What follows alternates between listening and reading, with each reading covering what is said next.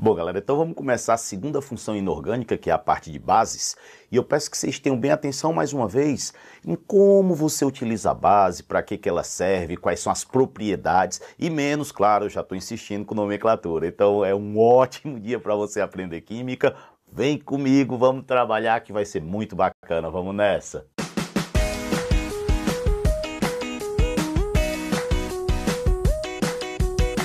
Cara, primeiro, lembrem que a gente viu todos os conceitos de ácidos e bases e que agora a gente vai estudar o conceito de arrênios, na verdade, tá? A gente vai dar as propriedades, as classificações, mas das bases para arrênios.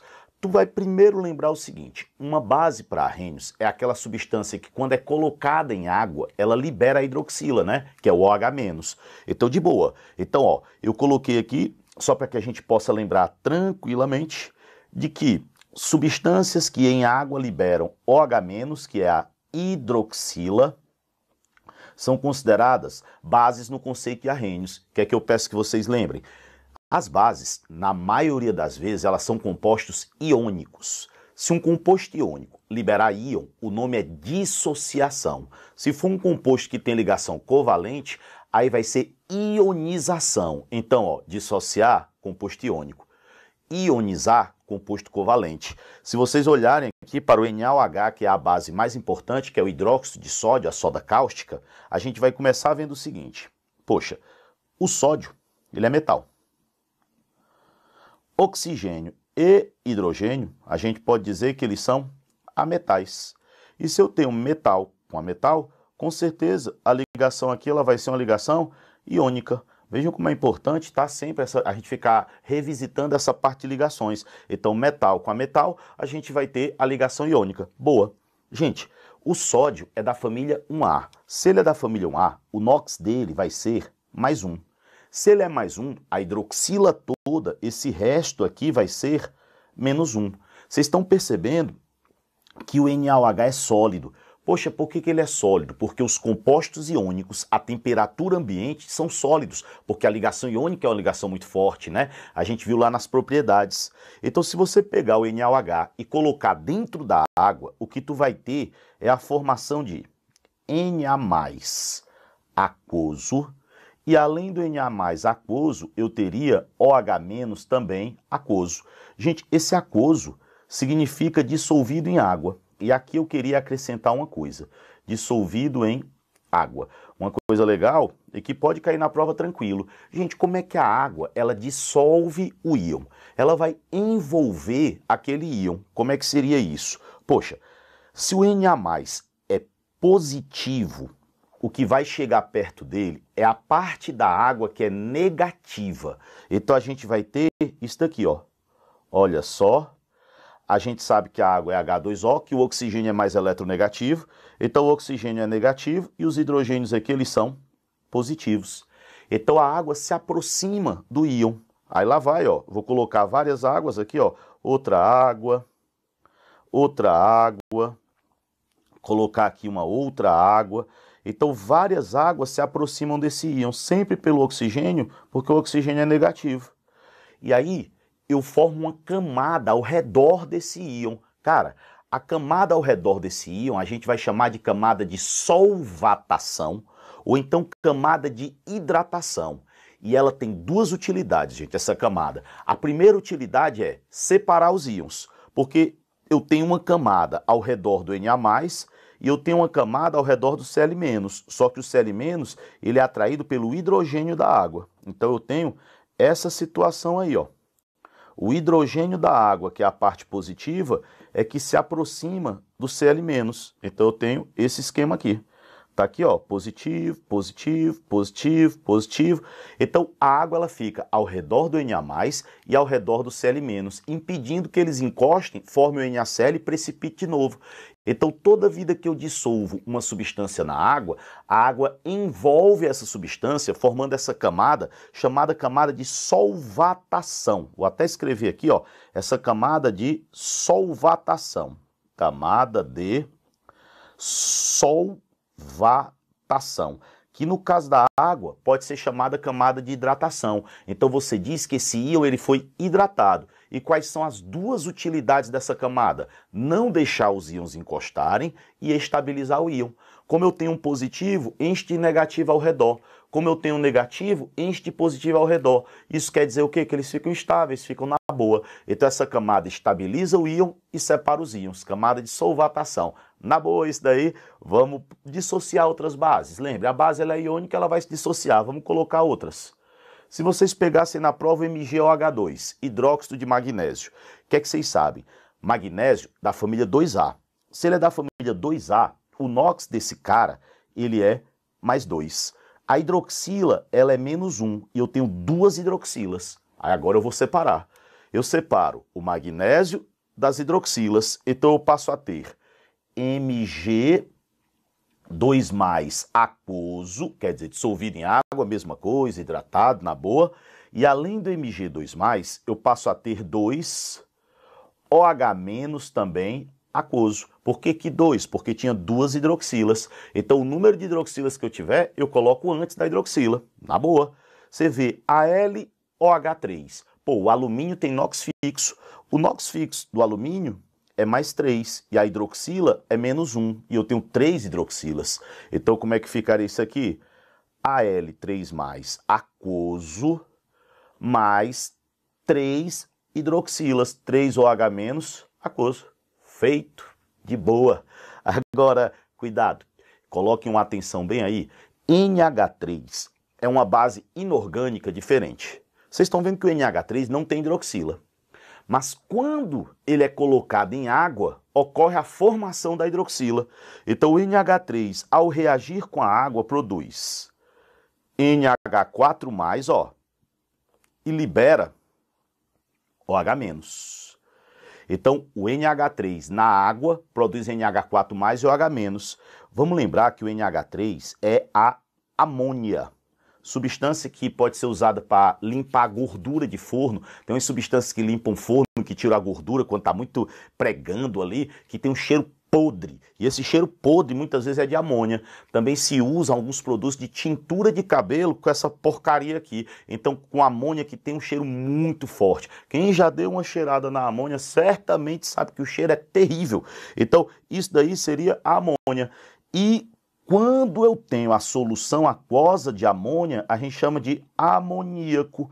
Então, quem já viu amoníaco, quem já cheirou amoníaco, quem já passou amoníaco em algum canto, sabe que o amoníaco, ele é muito forte o cheiro. Você percebe na hora a presença do amoníaco. Inclusive, caiu no Enem uma questãozinha para saber que a amônia era uma substância, um gás tóxico, né? Uma substância perigosa se inalada em grande quantidade, porque acaba que ela é corrosiva, uma vez que ela é uma base. E as bases, elas são corrosivas. Assim como os ácidos, as bases também são corrosivas. Tranquilo? Agora, guardem porque ela é uma base diferente, né? É uma base que só aparece hidroxila depois que eu boto dentro da água. As outras, eu já vejo a hidroxila. Na amônia eu não vejo. Então ela merece a atenção de vocês, ela merece um destaque aqui, ó. Merece que a gente coloque alguma coisa diferente, sei lá, uma estrela, um asterisco, o que for. Mas marca para lembrar isso aí lá na hora da prova. Amônia na água libera a hidroxila e é o amoníaco. De boa? Vamos para frente. Propriedade das bases. Para mim, sempre o mais importante. Gente, primeira, as bases têm sabor adstringente. Aí você vai, o que é adstringente? Adstringente é uma... Aliás, sabor é uma coisa meio difícil de explicar. Quando se diz, ah, uma coisa é doce. Mas, porra, o que é ser doce? Você diz, ah, docinho, mas você não consegue explicar. O adstringente é interessante porque até que dá para ter uma noção, principalmente quem já comeu algo adstringente. Adstringente é aquele sabor que dá a impressão que amarra a língua, que seca a boca, que trava a língua. Quem já chupou caju? Quem já chupou uma frutinha pequena que tem tipo uma capinha branca chamada pitomba? Quem por acaso já lambeu sabão? Lógico que eu sei que não é uma coisa comum, mas vai que, né, sem querer, deu uma lambida no sabão. O sabão também é adstringente. Tem outras coisas, o vinho, em alguns casos, alguns tipos de vinho também são adstringentes. Então dá para se perceber aquele sabor que seca ali a boca, né? Que amarra a língua. Então esse é o sabor adstringente. É uma propriedade organoléptica. Propriedade organoléptica é aquela que a gente percebe com os sentidos. Tranquilo? As bases, e isso é super importante, apresentam pH maior do que 7. Toda vida que vocês viram a base, o pH ele vai ser maior do que 7. E quanto maior esse pH, mais forte é essa base. Tranquilo?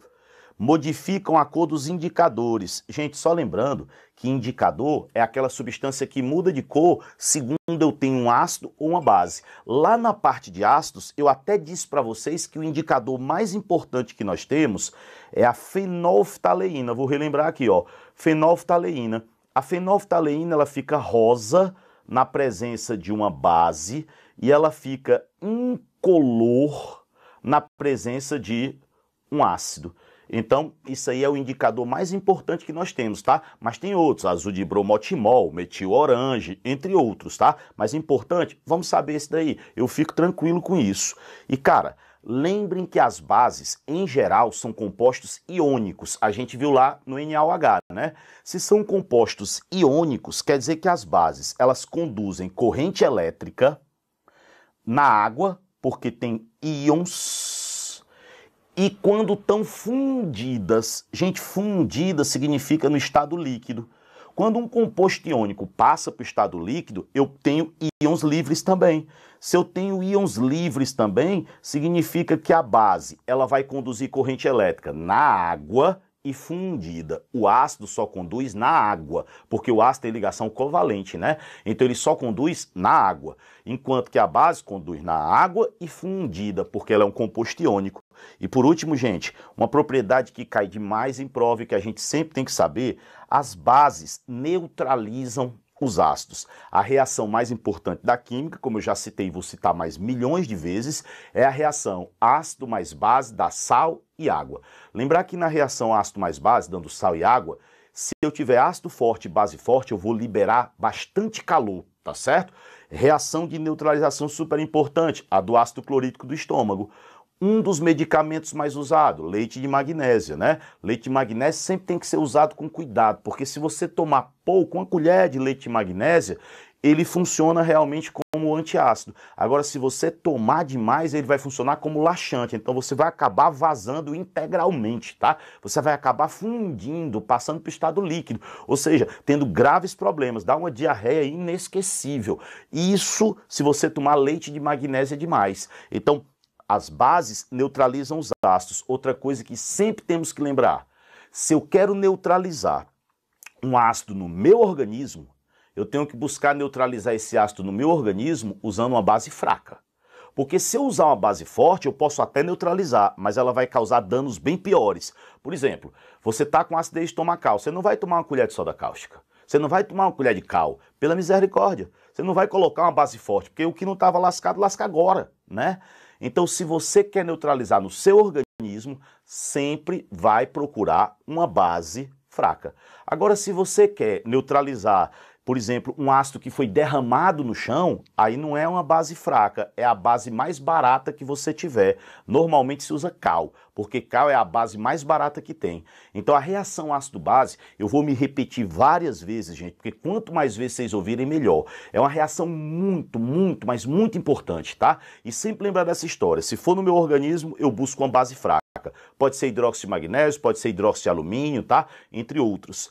Agora, se for um desastre, por exemplo, chuva ácida, eu vou fazer a calagem, que é colocar cal. Por quê? Porque cal é uma base barata, então eu tenho que me preocupar com isso. Tá feita essa primeira ideia aí? Agora bora continuar essa aula, porque tem umas coisas legais ainda pra gente ver. Gente, as bases, muito mais fáceis do que os ácidos, elas só têm 3 classificações. Quais são as 3 classificações das bases? Primeiro, quanto ao número de hidroxilas. Gente, se a base, você olha lá, ela só tiver uma hidroxila, a gente chama de monobase. Se eu disser que eu tenho 2 hidroxilas, eu vou ter uma dibase. Se eu tiver 3 hidroxilas, eu vou ter uma tribase e assim sucessivamente. Aí eu, a partir de 2, 3, eu posso chamar de polibase, né? Então é só tomar cuidado que se o cara disser assim, temos uma dibase, quer dizer, eu tenho 2 hidroxilas. Só isso, tá? Bem simples mesmo, sem criar problema. Gente, quanto à solubilidade, o que é que a gente vai lembrar? Bases solúveis, as bases da família 1A e o hidróxido de amônio, NH4OH, 1A e NH4OH. Pouco solúveis, família 2A, exceto magnésio e berílio. Aí uma pergunta que a gente pode fazer, pô, Michel, mas por que o magnésio e o berílio, eles são exceções? Primeiro, porque eles têm carga mais 2, então eles seguram a hidroxila mais forte. Aí você diz, ah, mas os outros elementos da 2A também são mais 2. Só que o magnésio e o berílio são os menores. Se eles são os menores, eles estão muito perto da hidroxila. Se eles estão super perto da hidroxila, eles não deixam essa hidroxila se soltar. Se eles não deixam, eu não consigo dissolver. Então, ó, bases solúveis, 1A e amônia. Pouco solúveis, 2A, exceto berílio e magnésio. Estamos tranquilos. E as insolúveis, todas as demais. Todas as demais. E a última classificação, gente, das bases é quanto à força. E aí olha como é fácil. Bases fortes, 1A e 2A. Então, se vocês pegarem e quiserem saber as bases fortes, isso eu vou pedir muito, tá? Porque isso cai bem. As bases fortes são 1A e 2A, menos as exceções. Magnésio e berílio, que são da 2A, mas são fracas. E as bases fracas são todas as demais. Todas as demais são fracas. Então isso quer dizer o quê? Cara, quando você pensar base forte, 1A e 2A, menos berílio e magnésio. 1A e 2A, menos berílio e magnésio. O que é uma base forte? É aquela que produz muitos íons, produz muita hidroxila, né? Quando você fala ácido forte ou base forte, na verdade, eletrólito forte, eletrólito é tudo que produz íon. Então, se eu disser eletrólito forte, é quando produz muito íon. Eletrólito fraco produz pouco íon. Tudo beleza? Tudo de boa? Agora só. Eu pedi uma atenção especial aqui com NH4OH. Gente, NH4OH, a gente sabe que é o amoníaco, né, que é o hidróxido de amônio, é uma base que é muito instável. O símbolo da instabilidade é esse maior que, menor que aqui, ó. É muito instável e ele se quebra fácil, dando origem a NH3 e água. E NH3, que é a amônia, é um gás. É aquele gás que eu disse que tem um cheiro extremamente desagradável. Então, lá nos ácidos, eu tenho um ácido que se decompõe fácil, que é o H2CO3. Aqui nas bases, a gente tem essa base que também se decompõe fácil, que é o NH4OH. Se quebra, dando origem ao NH3 que vai embora. Inclusive, tem uma brincadeira antiga, muito antiga, mas que vez ou outra cai em prova, que é uma brincadeira que o pessoal chama de sangue do diabo. Aí você vai, pô, Michel, mas que diabo é isso aí, sangue do diabo? O lance do sangue do diabo é o seguinte, você vai pegar algum produto, tá certo? Algum produto aí que tenha amoníaco, pode ser um produto desses de limpar forno, etc. Ou então algum produto para pintura de cabelo que tem amoníaco. Aí o pessoal bota fenolftaleína. Agora olha só, eu vou imaginar que eu tenho a blusa de uma pessoa bem aqui. Meus desenhos são muito feios, mas vai dar para perceber. Tá aqui a blusa de uma pessoa. Aí o indivíduo vai e joga em cima da blusa da pessoa NH4OH, amoníaco, mais fenolftaleína. Gente, a fenolftaleína, na presença de uma base, fica rosa. Se fica rosa, na hora que eu jogar isso, vai formar uma mancha rosa, bem aqui. Aí a blusa da pessoa fica manchada. Só que se você esperar um certo tempo, o que é que nós sabemos? Essa substância, o NH4OH, é instável. Se ele é instável, ele vai se quebrar em NH3 e água. E como o NH3 é um gás, ele vai embora. Então vai ficar apenas a água. Então, enquanto tiver a base ali, tá rosa. Mas à medida que o NH3 vai indo embora, a base está indo embora. Se a base está indo embora, após um certo tempo, quando eu for olhar aqui a blusa da pessoa, vocês podem ter certeza que depois de um certo tempo, essa blusa, ela volta ao normal, sem mancha. Aí, às vezes, acontece uma coisa interessante, que é o seguinte, o pessoal vai lá e coloca sabão. O sabão, ele é alcalino, né? Ele tem caráter alcalino, ele tem caráter básico. Então, se você coloca sabão, aí às vezes volta a ficar vermelho. Nem sempre, mas às vezes volta. Porque ainda tem a fenolftaleína lá, aí colocou o sabão, como tem caráter básico, porque é feito com soda cáustica, aí acaba que mancha de novo a blusa da pessoa. Mas isso é uma brincadeira de jogar, ficar rosa, depois a mancha some, porque o NH3 vai embora. De boa? Então, olhem como a parte de bases ela é interessante, como tem o lance da neutralização, da camada de solvatação, dê uma olhada aí com calma e próxima aula a gente continua um pouquinho de bases, né? Beijo imenso no coração de vocês, eu vejo já vocês de novo.